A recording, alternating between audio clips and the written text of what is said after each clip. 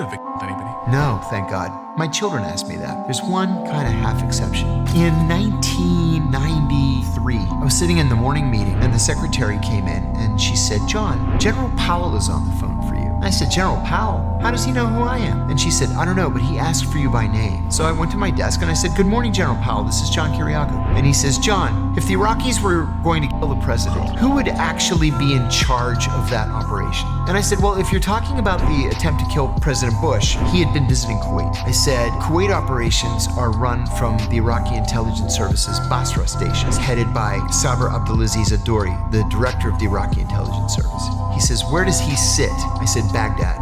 Where exactly in Baghdad? I gave him the address. He says, thank you, and he hangs up the phone. I go back in the meeting. 8 hours later, we fired 47 cruise missiles into Iraqi intelligence service headquarters. But by then it was the middle of the night in Baghdad, and we killed the janitor.